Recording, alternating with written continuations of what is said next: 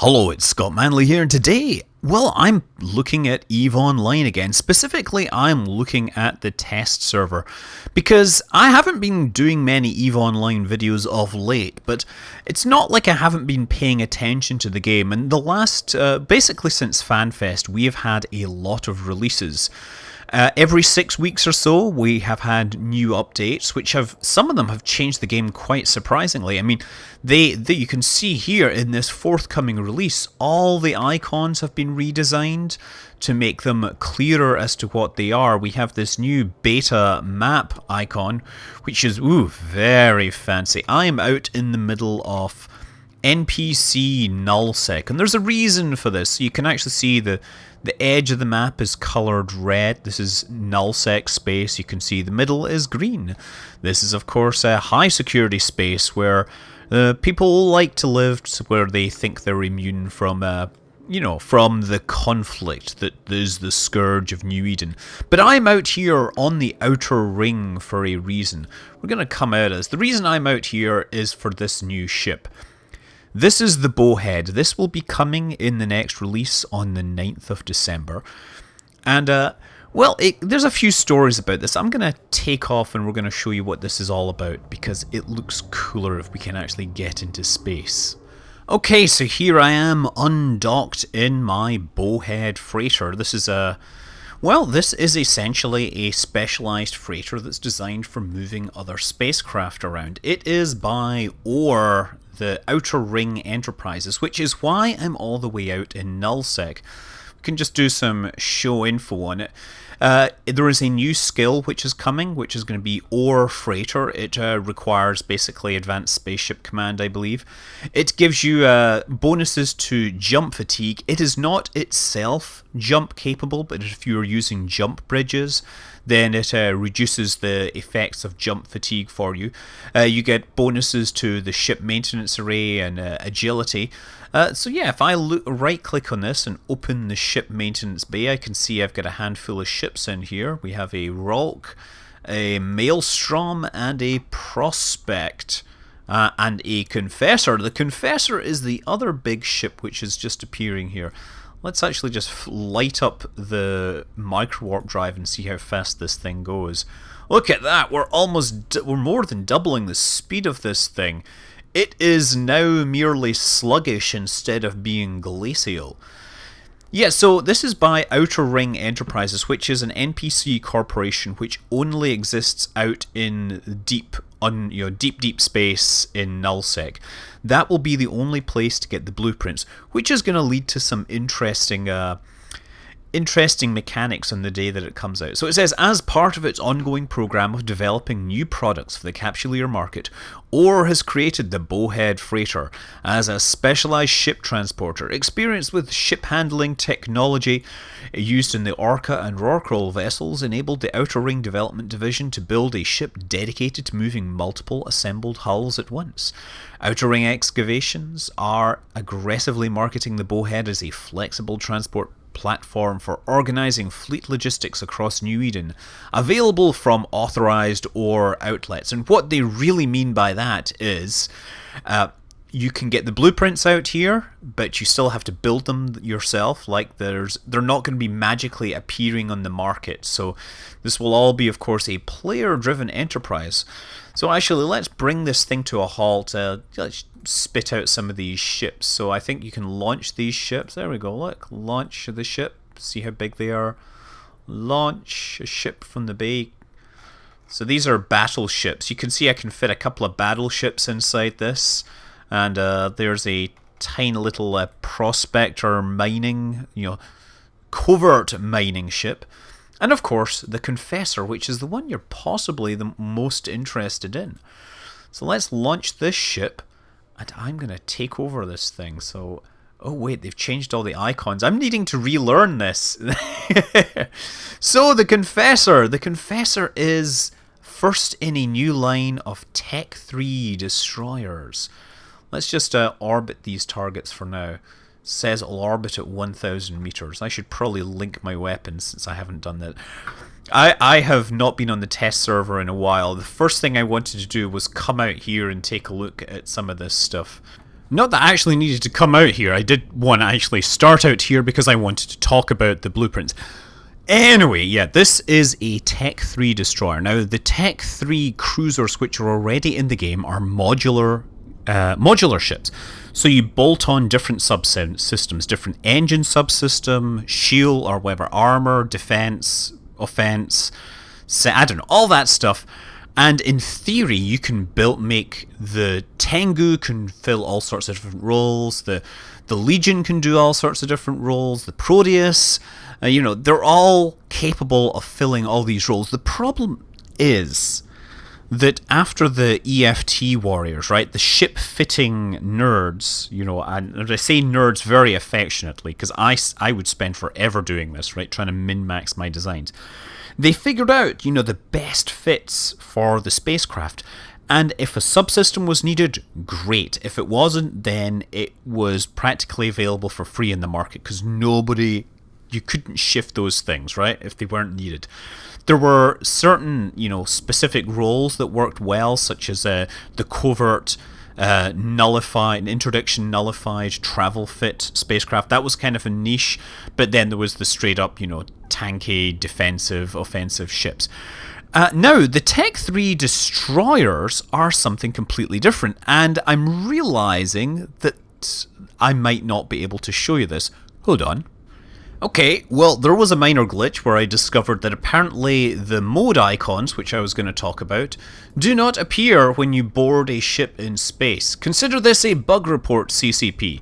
So yes, these destroyers, and of which this is the first, it's only available for, it's only for the Amarians right now, although anybody can train the skill, obviously, but there will later be versions for the Caldari, Galenti, and Minmatar. So they have, instead of the modular capabilities, they have 3 different modes. They have a defensive mode, where if you click that, you can see that the armor sweeps in and locks the spacecraft down, making it a whole lot tougher. We have sharpshooter mode, which makes the weapon systems come out, the target systems extend so that it can better deliver damage to targets.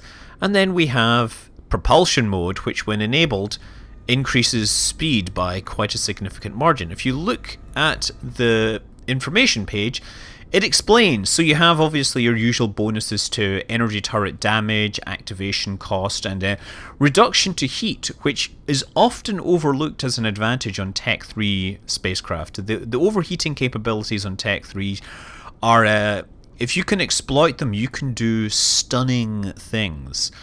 So let's fly this. Let's actually accelerate this thing. So we're in propulsion mode, and now this thing should actually move quite fast. Let's see this, how it's locked down. It's locked in those little legs, but the armor isn't folded out. And again, if we let it get up to speed, we're moving about 3 kilometers per second. I haven't worked particularly hard to optimize this spacecraft. I really don't know. So actually, now we're at a distance, we can switch to sharpshooter mode. And sharpshooter mode basically gives me bonuses to range. So I can select this prospect from 46 kilometers out. And oh yeah, with scorch crystals, I mouse over and it tells me, oh yeah, optimal is 18, fall off. Absolute distance is 21. So yeah, I'm not sure this is going to be able to hit. Yes, there we go. Firing those beautiful ultraviolet looking lasers, and they're not hitting at all. Actually, they're not ultraviolet because ultraviolet is invisible to the human eye, isn't it? Well, let's move in a little closer so that we can actually hit the target. This ship is not really set up for sniping because I've put pulse lasers on it.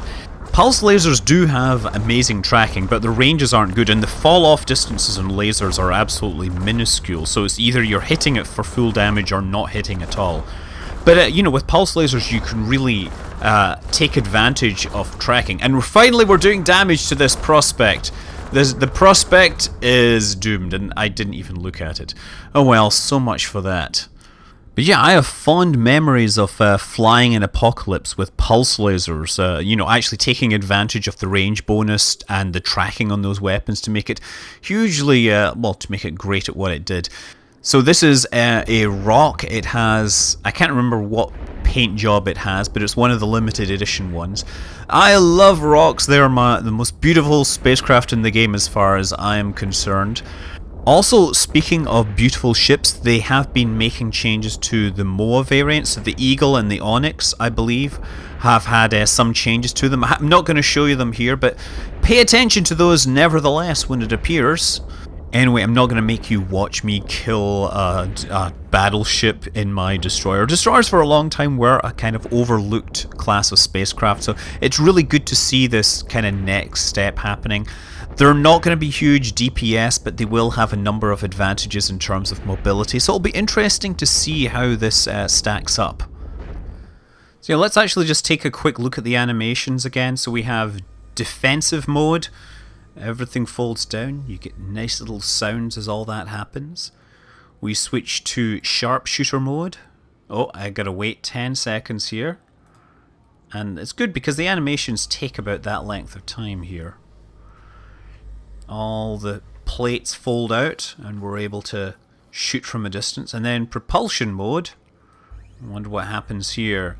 Well, bits fold in, those things fold up. Oh, and these engine flary type things come out so that the engines can get full power exposed to deep space or something like that. Well, anyway, that is the Confessor. But the reason... Docking permission requested. Okay, so I mentioned that this new spacecraft, the Bowhead, is by Outer Ring Enterprises, or Outer Ring Excavations. You know, this is an NPC corporation. There are only 2 stations, I believe, in the game where you can get the blueprints, and once you have those blueprints, you're going to have to manufacture them.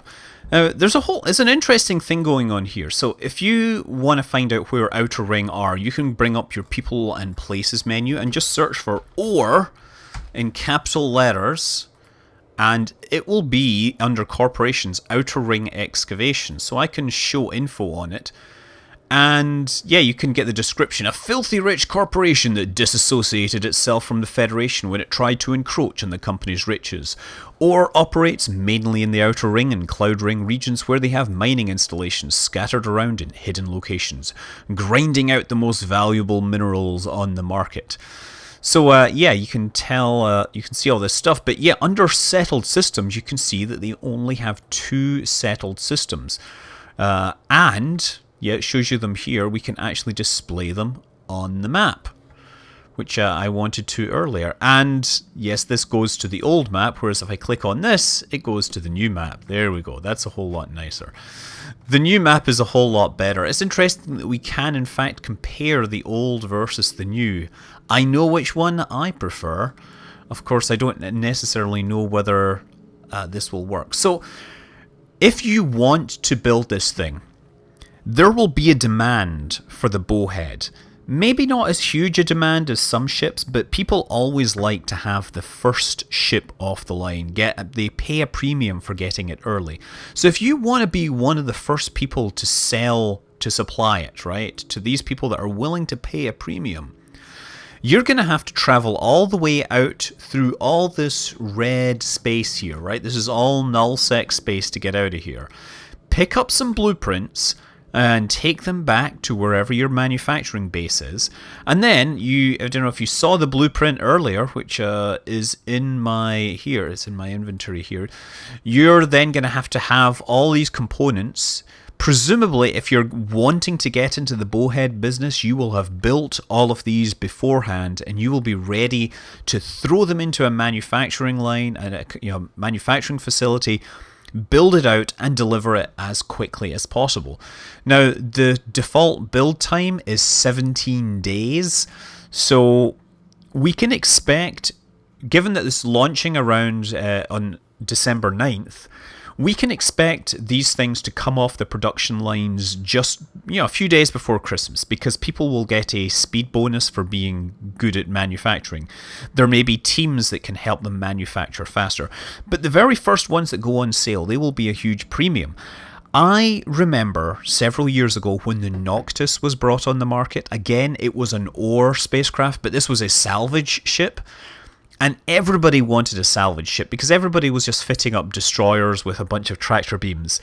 Well, I picked up half a dozen Noctis blueprints and flew them off to high sec. I sold 4 of them for 1 billion ISK each. I only paid 500 million for each blueprint and sold them for double the price. But then the first Noctis that came off my production line, I sold for 360 million.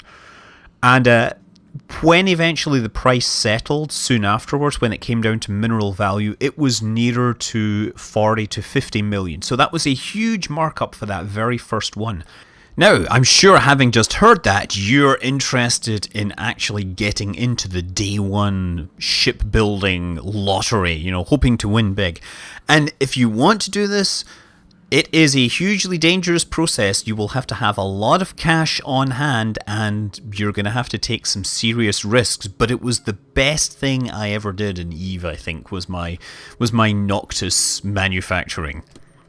So yeah, let's take a look at the route here. So you're going to go from the edge of Outer Ring and you're going to go to High Sec. And obviously, a good example of a place to go in High Sec is Jita. I've switched over to the old map because I couldn't get the routes to render correctly, incidentally. So there we go. It's about 15 jumps before you get to High Sec, and then from there it's another 14 or so to get to Jita. You may not want to go to Jita initially because you might have your manufacturing facilities elsewhere. In particular, if you're building from a POS, you might have a bonus to speed. And as I've said, the first one on the market has a huge advantage. However, the first one on the market, or the first one flying around, is also a huge target, and that's going to present an interesting thing for the Bowhead. So yeah, if you're going to build it, you want to have all the capital ship components assembled ahead of time. You can either buy them off the market or you can build them from your blueprints. You want to stockpile those things at a production facility so that all you need to do is come by with that blueprint and start churning out these things. Well, again, hopefully before Christmas, hopefully before anyone else. So yeah, when the Noctis, I mentioned the Noctis, it came out, I can't remember what release it was, but it was the release where they also nerfed the insurance payouts. So the insurance payouts used to be fixed, and it was possible to make money through insurance scamming, where you would buy a ship and then you would basically self-destruct it and you would take the insurance money and you would make a profit because the insurance rates were fixed, and so that set a floor on how low mineral prices could go. If they went below that, you could actually make money. I made about 10 billion ISK, and when they fixed this, I was like, oh great, I've got to find something else to do, So I thought I would try building Noctises, which were just being introduced at the same time. And to do that, I had to fly out to Outer Ring, pick up the blueprints, and get them back safely. And so yeah, getting them back safely, that is something to think about. First of all, you have to get out of the station. There will be people expecting, there's only 2 stations, and there will be bad guys and good guys, and people just there for fun who will be sitting outside with guns and warp disruption bubbles and everything, trying to kill anyone leaving that station. So you probably want something that is interdiction nullified, either an interceptor or a T3, Tech 3 cruiser. You want to have an insta-warp bookmark leaving the station, right? You want to go in a straight line away from the station. You want to have those. But you're still going to have to worry about pipe bombs along this route, so you might want to change the route elsewhere. You might want to avoid Orville or any of the other high-sec points until you find one that is safe. You might be very smart and have a wormhole route figured out. You might have someone with a jump freighter, or not a jump freighter, say a Black Ops. These are ways to move away from this red line where people will be expecting very expensive billion ISK blueprints to be getting transported. If you're going to use this route, have off-gate bookmarks. Perches near the gates, like a few hundred kilometers off, so you can see the gate, but you don't have to warp directly to it and perhaps into the middle of a squadron of battleships all firing smart bombs. Cloaking devices will be your friend.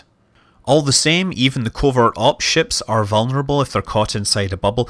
When I was moving the Noctis blueprints, I did see several covert ops that had got caught and killed inside of bubbles, and again, they were 400 million ISK blueprints, so that was not a small amount of cash. And then there's other things to consider. Once you've built your spacecraft, you need to transport it to a trade hub. And guess what? That first ship that has come off the production line, yes, there is a huge... people are prepared to pay a huge premium to get it. But also, people are prepared to throw a lot of money at getting the first kill mail. When the Noctis appeared, there were people in squadrons of destroyers waiting to suicide gank anyone with a Noctis. When I built my super lucrative Noctises, I transported them inside my Orca because it wasn't scannable, but you can't do that in the Bowhead. The Bowhead is huge, it is slow, it is absolutely asking to get suicide ganked. And finally, don't commit economic suicide. Understand your market. Don't buy 100 of these blueprints and then try to sell them all. You will flood the market and you will not make any money, right? You'll be spending forever trying to sell these things. So anyway, yeah, I just figured I'd start flying around so that you would have at least something going on in the background. I changed my route so that it would fly through Losec for a little while instead. And we can really appreciate some of the other cosmetic changes to the UI and things like that. You know, this change, this update is more than just a couple of new ships. It's a lot of different changes to graphics, UI, clone mechanics. Clone costs are gone. No longer will you be losing skill points because you died without upgrading your clone. That is fantastic. It finally means I can justify flying around in a Rifter with my 150 million skill point character for fun. Anyway, you know, check out all CCP videos. They have a lot of updates. They have a lot of dev blogs. You know, it's worth looking at. But actually, I want to go into another interesting thing. When I built the Noctis, this is kind of a bedtime story, let's say, because I'm falling asleep. But the Noctis, when it came out, there was huge demand for it, and I sold my first one for a ridiculous amount of money. And I started churning these things out as quickly as I could. I had stockpiled a bunch of minerals, but it turns out I didn't stock enough minerals, and I started running out of Noxium. You know, ore ships, they tend to need more Noxium than most. And I found out that not only was I running out of Noxium, but the entire market was running out of Noxium, and the price was going up past 500 ISK per unit. So I needed to keep my production line running, and I did what I did best. I took data and I analysed it. I wrote a bunch of code to analyse the reprocessing, and I found all sorts of things that I could buy off the market cheap and reprocess. I bought up every single mining laser crystal and melted it down just for the Noxium so I could keep my production lines running. But then after a little bit of work, I found the Pax Amaria. Now, Pax Amaria is an NPC sourced item. It is sold in NPC stores by NPCs in unlimited quantities. It is the Amarian Holy Book. And once the price got above about 540 ISK per unit, I could buy those, melt them down, or burn them essentially, into their component minerals and immediately sell it. So I, at one point, was supplying something like 10% of the Noxium needed for the entire EVE economy, just through freighterfuls of Amarian Bibles, which I was burning. So yeah, I've instantly made myself a terrible enemy of all Amarian role players. But hey, you know, that's EVE Online for you. So yes, it's a good time to get back into New Eden, lots of interesting stuff happening. In fact, literally as I was recording this, a giant supercap battle broke out in Head GP over an iHub. So, you know, it's a good time always to get back into the game if you've perhaps let it lapse.